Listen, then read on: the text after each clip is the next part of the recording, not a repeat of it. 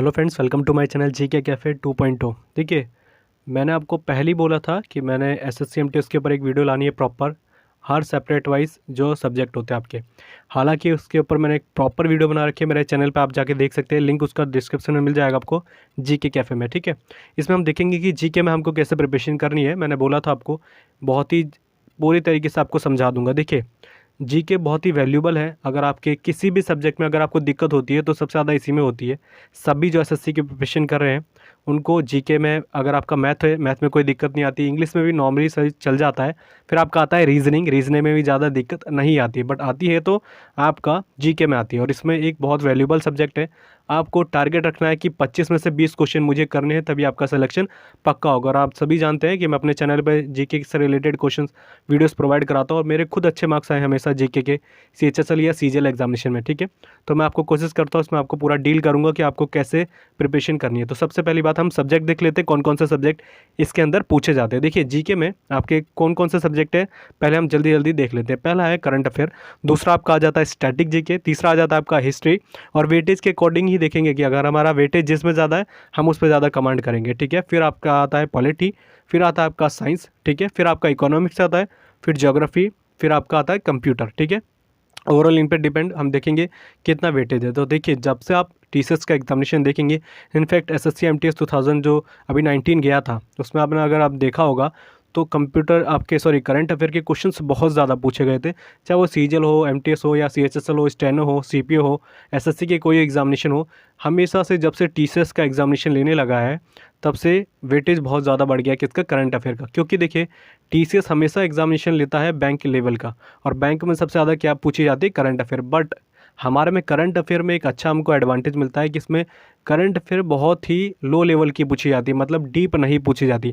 आपने अगर अभी कभी भी बैंक का एग्जामिनेशन दिया होगा तो आपको पता चल जाएगा कि बैंक में थोड़ा लेवल बहुत ही डीप पूछा जाता है करंट अफेयर का, इसलिए वहाँ पे लोगों को दिक्कत होती है। ठीक है, तो यहाँ पे बहुत ऊपर से पूछे जाते हैं। जैसे टॉपिक अगर हम देखें तो जीआई टैग हो गया आपका, ठीक है, स्टेट प्लानिंग हो गई, यहाँ से बहुत ज़्यादा क्वेश्चन पूछे जाते हैं। कोई भी स्टेट है, वहाँ की कौन सी प्लानिंग हो रही है। ठीक है, जैसे नरेंद्र मोदी प्रधानमंत्री हमारे, उन्होंने कौन सी स्टेट में कौन सी पॉलिसी को लागू किया, या कौन से चीफ मिनिस्टर में कौन से स्टेट में अपनी पॉलिसी को लाया, यहाँ से ज़्यादा क्वेश्चन पूछे जाते हैं। फिर इंडेक्स हो गए, ठीक है, भारत की क्या रैंक है या फर्स्ट रैंक में कौन सा है, ये ज़्यादातर क्वेश्चन पूछे जाते हैं। वॉर एक्सरसाइज हो गए, ठीक है, खेल एक्टिविटी हो गए, और खेलों में किसको क्या अवार्ड मिला है ये भी ज़्यादातर इंपॉर्टेंट हो जाता है। अवार्ड्स किसी टाइप के भी हो, ठीक है, खेल एक्टिविटी हो, यहाँ से बहुत क्वेश्चन बन जाते हैं। ठीक है, और फिर आपका आ जाता है अपॉइंटमेंट्स, कौन सी अपॉइंटमेंट्स हुई है, या आपकी गवर्नर हो या चीफ मिनिस्टर हो या कोई भी हो जो फेमस हमारी ऑर्गेनाइजेशन है, या इंटरनेशनल लेवल की भी कोई अपॉइंटमेंट्स होती है, तो वहाँ से क्वेश्चन बन जाते हैं। फिर आपका जीआई टैग आता है, ये मैंने आपको बता ही दिया है। ठीक है, ये क्वेश्चन यहाँ से बन जाते हैं। हाईलाइट जो मैंने आपको टॉपिक बताए, वैसे बहुत ज़्यादा टॉपिक होते हैं बट ये मेन है। ठीक है, यहाँ से आपको ज़्यादा कमांड इन पे करना है, यहीं से क्वेश्चन बन जाते हैं। अब पहली बात हमको देखिए, करंट अफेयर में हमको 3 चीज़ें ज़्यादातर दिक्कत देती है कि हमको कितने महीने की करनी है, कितने क्वेश्चंस होने चाहिए एक महीने के अंदर कि हमको इतने हम सफिशिएंट समझे। और दूसरी बात, कितने महीने मैंने बता दिया, और फिर देखेंगे हम कितने क्वेश्चंस में मैंने आपको बता दिए कि डीप है या टफ है। तो पहली बात मैं आपको क्लियर कर देता हूँ। देखिए, सबसे पहली बात, आपको क्वेश्चंस लेके चलने हैं 200 से 250 क्वेश्चन, 250 मैक्सिमम रखने हैं। और अगर आपको ज़्यादा अच्छा लेवल है आपका और सब्जेक्टों में, अगर आपको ज़्यादा टाइम देने की ज़रूरत नहीं है, जैसे मैथ्स आपका अच्छा है, इंग्लिश अच्छा है, तो आपको क्या टाइम देना है, 300 क्वेश्चन भी कर सकते हैं। ठीक है, 6 महीने की करंट अफेयर, पहली बात देखिए, 6 महीने की करंट अफेयर आपके लिए सफिशिएंट है किसी भी एग्जामिनेशन को लेकर, चाहे वो एसएससी एमटीएस हो, सीजीएल हो, सीएचएसएल हो। बट कोई लोगों को, अगर आप रेलवे का एग्जामिनेशन देखेंगे एनटीपीसी का, वहाँ पे करंट अफेयर 2-2 साल पुरानी आ गई है, तो वो उतना ज़्यादा हमको जाना नहीं है। ज़्यादा से ज़्यादा जाना है तो आपको 1 साल की प्रिपरेशन कर लीजिए करंट अफेयर की, बट वो बहुत ज़्यादा हो जाती है। और मैं हमेशा बोलता हूँ 250 क्वेश्चन एक सफिशिएंट होते हैं 1 मंथ के। अगर आप मान के चलिए 6 महीने की भी आप करते हैं तो आपके ओवरऑल 1300-1400 क्वेश्चन हो जाते हैं। तो ये बहुत ज़्यादा है, करंट अफेयर के हिसाब से बहुत ज़्यादा क्वेश्चन हो जाते हैं। फिर भी मैं आपको बताता हूँ, और देखिए 6 महीने ये वही हैं जो एग्जामिनेशन से पहले के। ठीक है, ये मत सोचिएगा कि कब के हैं, कई लोग इसमें भी कमेंट करते हैं। तो एग्जामिनेशन से पहले 6 महीने की आपको करनी है। अगर आपको साल भर भी जाना है, आपके अच्छे टॉपिक हैं, तो साल भर के लिए आपको पहले स्टार्टिंग के जो 6 महीने आपके एग्जामिनेशन से, उस पर ज़्यादा कमांड करना है। और जो उससे पहले 6 महीने बने हैं, उस 6 महीने में आपको ज़्यादा से ज़्यादा 1000 क्वेश्चन रखने हैं। ओवरऑल 2000 क्वेश्चन आपको लेकर चलने हैं, अगर आपको ज़्यादा करना है तो। मैं पहले ही बोल रहा हूँ, तो ओवरऑल हो गए आपके। और मंथली के हिसाब से बता रहा हूँ, 250 क्वेश्चन या 300 क्वेश्चन रख सकते हैं। वैसे मैं 250 बहुत ज़्यादा बोलता हूँ, फिर भी अगर आपके पास ज़्यादा टाइम है तो आप 300 क्वेश्चन रख सकते हैं। क्यों? क्योंकि वेटेज बहुत ज़्यादा है करंट अफेयर का। ठीक है, 6 मंथ्स बता दी। अब मेन क्वेश्चन क्या आ जाता है कि वीकली करें, आप करंट अफेयर या पर डे करें या आप मंथली करंट अफेयर करें, तो मैं हमेशा बोलता हूँ मंथली ज़्यादा मैं सिक्योर समझता हूँ। बट ऐसा हो जाता है ना दिक्कत टाइम के एग्जामिनेशन से, मान के चलिए आपका एग्ज़ाम मार्च में, तो वहाँ पे मंथली करंट अफेयर में दिक्कत हो जाती है, क्योंकि हमको उस टाइम मंथ पे हम डिपेंड करते हैं। तो आप पर डे भी कर सकते हैं, वीकली भी कर सकते हैं या मंथली भी कर सकते हैं। तो वीकली अगर करते हैं तो उसमें कोशिश कीजिए कि 4 क्वार्टर होते हैं एक महीने में, तो उस हिसाब से आपको लेकर चलना है कि 50-50 क्वेश्चन या 75-75 लेकर चले, तो ओवरऑल हमारे 300 क्वेश्चन एक महीने में हो जाए और हम वहाँ पे ज़्यादा कमांड कर ले। ठीक है, या पर डे कर रहे हैं तो पर डे 10 क्वेश्चन एक दिन में, या हो सके तो 8 क्वेश्चन करिए। ठीक है, मैं हमेशा बोलता हूँ 250 क्वेश्चन अच्छे होते हैं। तो आप कोई भी ऑप्शन ले सकते हैं, मंथली भी ले सकते हैं, वीकली भी ले सकते हैं और पर डे भी कर सकते हैं। कई लोगों को पर डे में अच्छा लगता है, क्यों? क्योंकि डेली बेसिस में रिवीजन कर लेते हैं वो। ठीक है, और लोग जो मंथली होते हैं उनको थोड़ा दिक्कत होता है कि उसमें टाइम लग जाता है, बहुत ज़्यादा प्रॉपर टाइम मिलता नहीं है। तो आप पर डे भी कर सकते हैं, but question number of question ज़्यादा नहीं होने चाहिए, ये कहने का तात्पर्य है मेरा। ठीक है, ओवरऑल हो गए, मैंने टॉपिक बता दिए। करंट अफेयर मैं भी प्रोवाइड कराता हूँ, इसी चैनल में आपको मिल जाएगी बहुत अच्छे तरीके से। जितने कोशिश करता हूँ अच्छे टॉपिक मिल जाए, नहीं तो आप अपने जो आपका इंटरेस्ट है वहाँ से देख सकते हैं। ठीक है, और इसके ऊपर मैंने प्रॉपर वीडियो बना रखी है मेरे चैनल पे, आप जाके देख सकते हैं जीके कैफ़े पे कि कैसे आपको करना है करंट अफेयर की प्रिपरेशन। ठीक है, ये हो गया। बट याद रखिएगा, इस पे ज़्यादा कमांड करना है करंट अफेयर पे, यहाँ से बहुत ज़्यादा क्वेश्चन पूछे जाते हैं। अगर 25 में से अगर हम बात करें तो कई बार 10 क्वेश्चन, कई बार 9 क्वेश्चन, 8 क्वेश्चन, 7 क्वेश्चन तो मिनिमम है। ठीक है, इसलिए इस पर अलग से मैंने स्ट्रैटेजी बता दी आपको। अब बात कर लेते हैं, हमारा दूसरा वेटेज टॉपिक है वो स्टैटिक जीके, और ये बहुत लोगों को सिरदर्दी बना हुआ है। ठीक है, यहाँ से बहुत अजीब से क्वेश्चन पूछे जाते हैं। हालांकि आप रेलवे एनटीपीसी में देखेंगे तो ऐसे क्वेश्चन जो मैंने अपनी ई बुक में प्रोवाइड कराए थे वो सभी लोगों को पसंद आए। देखिए मैं बता देता हूँ, मैंने इसके ऊपर ई बुक बना रखी है। ई बुक मतलब होता है PDF टाइप की। ठीक है, आप उसको प्रिंट आउट भी करा सकते हैं। उसमें मैंने पूरी तरीके से प्रोवाइड करा रखे हैं प्रीवियस SSC के, रेलवेज़ के, उन क्वेश्चन को एडअप करा रखे हैं। साथ ही साथ वीडियोस भी दे रखी है मेरे चैनल पे, आप जाके देख सकते हैं प्लेलिस्ट पूरी SSC स्टैटिक जीके के नाम से। ठीक है, उसमें दूसरी बात क्या है, एक्सप्लेनेशन दे रखा है, मैंने फुल्ली एक्सप्लेन कर रखा है, क्योंकि क्वेश्चन घुमा घुमा के पूछे जाते हैं। जैसे मैं आपको एग्जाम्पल दूँ, एक बार SSC में पूछा गया था कि केरल के एक बहुत बड़े पेंटर है राजा रवि वर्मा, उनसे पूछा गया कौन से चित्र से वो संबंधित है, तो चित्रकार हो गए। फिर मैंने ही उसमें एक बार मैं जब पढ़ता था तो मैंने उसमें ये भी रख रखा था कहाँ से वो बिलोंग करते हैं, तो केरल से। उस समय आ गया एग्जामिनेशन में कि कहाँ से हैं वो, स्टेट से बिलोंग करते हैं। मेरे को पता था आधे ज़्यादा लोगों को दिक्कत होगी, इसलिए मैं बोलता हूँ उससे रिलेटेड थोड़ी डिटेल नॉलेज आपको पता होनी चाहिए। वो मैं अपने ई बुक में मैंने आपको प्रोवाइड करा देखिए, लिंक मैं आपको डिस्क्रिप्शन में दे दूँगा, आप वहाँ से परचेज़ कर सकते हैं। ठीक है, दूसरी बात, और ज़्यादा कॉस्टली भी नहीं है। ठीक है, नहीं तो आप अपने सोर्स के हिसाब से देख सकते हैं, वीडियोस देख सकते हैं, बट आपको उन्हीं टॉपिक पर ज़्यादा कमांड करना है जो ज़्यादातर पूछी जाती है। नेशनल पार्क, इंटरनेशनल हेडक्वार्टर, ठीक है, कैपिटल हो गई, करेंसी हो गई, वहाँ से पूछे जाते हैं।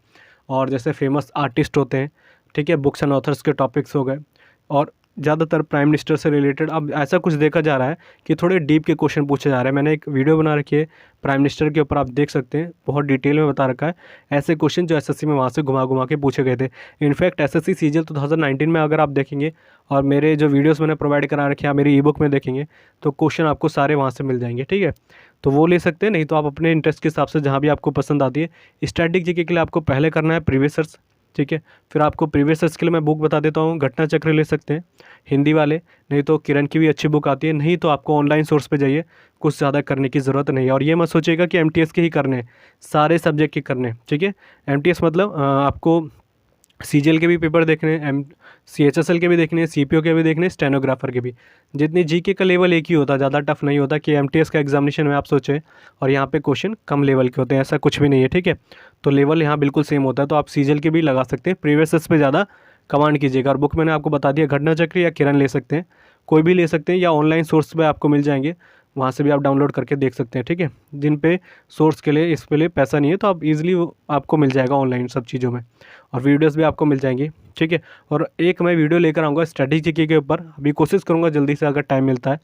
2000 से लेके 2020 तक जो स्टैटिक जीके के क्वेश्चन पूछे गए, ये आपका स्टैटिक जीके की दिक्कत खत्म। ठीक है, फिर दोबारा एक बहुत जल्दी कंक्लूड कर देता हूँ। पहला, स्टैटिक जीके के आपको प्रीवियस के क्वेश्चन करने हैं, जितने हो सकते हैं प्रीवियस कीजिए। और जो जो मैंने आपको मेन टॉपिक बताया, मैंने इसके ऊपर एक प्रॉपर मेरे चैनल पे आप देख सकते हैं वीडियो बना रखी है, कौन कौन से टॉपिक पे आपको कमांड करने हैं, वहीं से क्वेश्चन पूछे जाते हैं। ठीक है, अब आता है आपका हिस्ट्री का बहुत वैल्यू है। हिस्ट्री से पहले मैं आपको बता देता हूँ पॉलिटी बहुत इंपॉर्टेंट है, छोटा सब्जेक्ट है और बहुत ही ज़्यादा वेटेज का है, यहाँ से क्वेश्चन ज़्यादा बनते हैं। तो आपको ल्यूसेंट जाना है और प्रीवियस सर्च जाना है। मैं हमेशा प्रीवियस सर्च इसलिए बोलता हूँ, ठीक है, प्रीवियस सर्च इसलिए बोलता हूँ, एक तो आपको पैटर्न समझ में आता है एग्जामिनेशन में किस टाइप के क्वेश्चन पूछे जाते हैं हमारे। दूसरी बात हमको ये समझ में आ जाता है कि हमको पढ़ना किस तरीके से। मैंने बना रखी है वीडियो भी इसके अपने चैनल पे कि ल्यूसेंट भी पढ़ने का तरीका है। पहले आप प्रीवियस ईयर्स पे जाइए, पैटर्न समझिए, इस टाइप के क्वेश्चन पूछे जा रहे हैं, फिर आपको ल्यूसेंट पढ़ने में थोड़ा ईजी हो जाएगा। ठीक है, प्रीवियस ईयर्स के लिए मैंने आपको बुक बता रखी है, बार बार नहीं बोलूँगा, कोई भी बुक आप ले सकते हैं।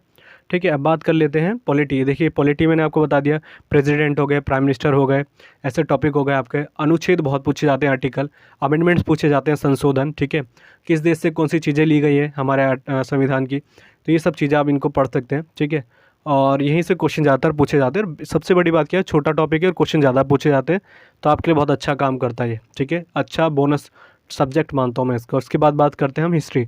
अगर आप 2-3 साल के देखेंगे एसएससी में, जितना मुझे एक्सपीरियंस है, वेटेज बढ़ रहा है हिस्ट्री का, कम नहीं हो रहा। तो आपके 3 टॉपिक होते हैं आपके, मेडवल, मॉडर्न और एंशिएंट हिस्ट्री। तीनों में ही ऐसा नहीं है कि कोई भी टॉपिक्स आपके कभी यहाँ से पूछ लिए जा रहे हैं, कभी यहाँ से, तो आपको तीनों को प्रॉपरली तैयार करना है।